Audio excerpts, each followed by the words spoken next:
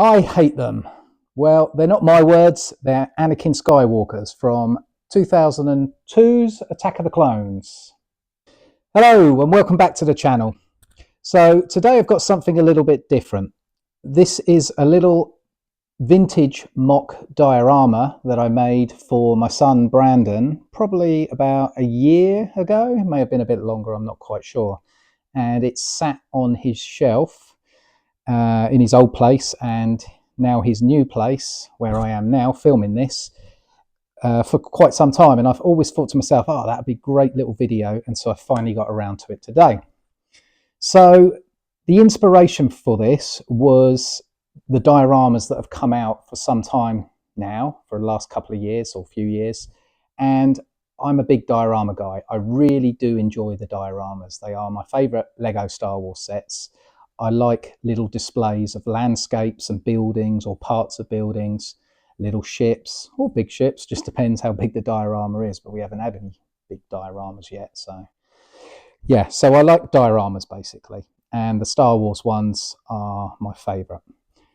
Of course, they never made lots of these sets dioramas. Most of them are play sets, and you get a little ship, you get a couple of figures, you get a little bit of whatever. In this case, it's a little evaporator, and you put them on the shelf and they tend to fall over or they get lost, bits get lost, and they're never quite complete. And for me, a diorama is a natural thing to display small parts.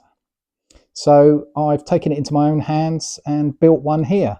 Well, this is the first one I've built, and I quite like the idea of doing more vintage dioramas because they are really cool sets from back in the day. They were the first sets there were, and they deserve a better displayability, if you ask me. So I haven't got the box with this set because I think this one was an eBay buy, quite cheap, picked up, and that worked for me. So I didn't get the box with it, or if I did get the box with it, it was completely crushed and it went in the bin. So up here somewhere, I will put the picture of the box or the picture of the set from 2002. I can't remember the actual set number offhand, so that's how well prepared I am for this video. I'm just winging it, but there we go. And not that you actually need the set number because you'll be able to read it off the picture here somewhere. Anyway, let's talk a little bit about the actual set and what I created. So I wanted to keep all the parts as vintage as the set itself, and I don't know whether I've actually got that 100% correct, but they looked older, simpler parts. There's many new parts. Obviously Lego releases many new parts over the years, lots of little angles and shapes, all sorts of things that you can make really cool landscapes and buildings with, and I didn't want to bore too many of them because they didn't have them back in 2002. So I tried to look and think about what, if they made a diorama back then for this set, how would it have looked? The first thing that any diorama has is the black border.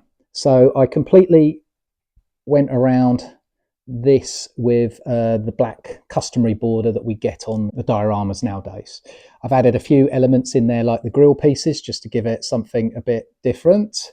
And this angled piece here, because I don't know whether there is a piece that you can fit on those funny angles. So I've just left that neutral, which I think looks quite good because it still steps down from the actual tan bits that build up in layers. As you can see underneath, it's just a plate work, much like my frames, but it's actually completely filled in this time. So that's worked quite well. I actually worked on that one.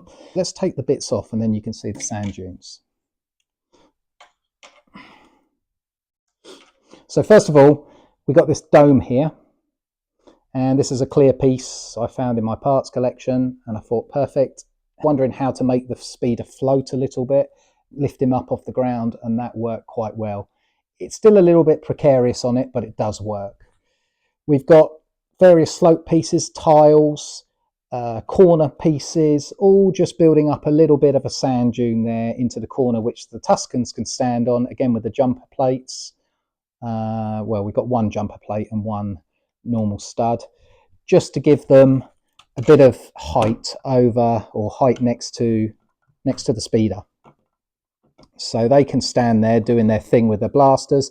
I know that I should have two black blasters, but I'm pretty sure the brown blaster would have been around at that time, because it come with the Cowboy and Indian sets, or whatever, the cowboy sets that you used to get back in the day. We have, as I said, we have the speeder on the little bubble there that he can, actually you could move him different angles. I like to have his cape flowing out, and he's just whooshing past the Tuskens.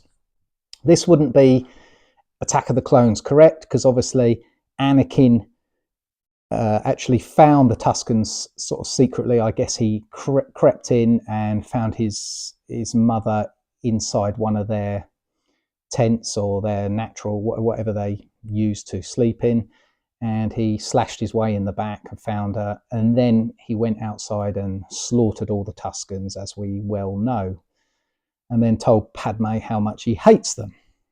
Yeah, so take that off again. Actually, I wanted to keep this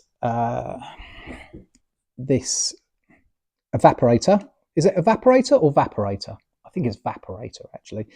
I think Shmi picked mushrooms off these, and that's what got her caught in the first place. I wanted to keep this exactly as it was, as it come in the set. It wasn't quite possible, but it's pretty close.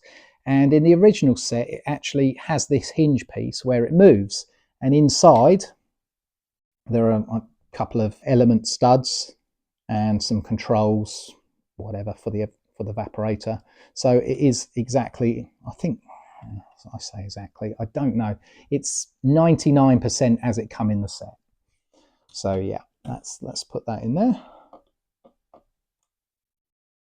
It's back together. Yeah, it's a really simple little diorama. It wasn't hard to put together. It just took a little bit of time building up the sand dune at the back, and it took a little bit of time to work out how to put that in there, this evaporator in, so that it's still opened as it was meant to, and looked the same as the original looked on the box, really, or on the instructions.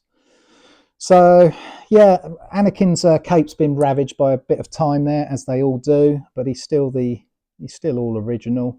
And yeah, I think this vintage look diorama is a nice representation of what the set could have been back in the day. I really had quite a lot of enjoyment making this one, and I hope to do some more of these vintage sets, put them into little dioramas, and see whether you guys think that I did a good job, or whether they're display worthy.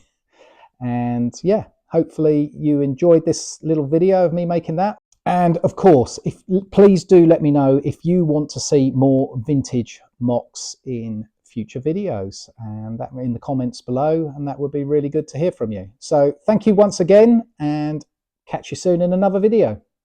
Cheers.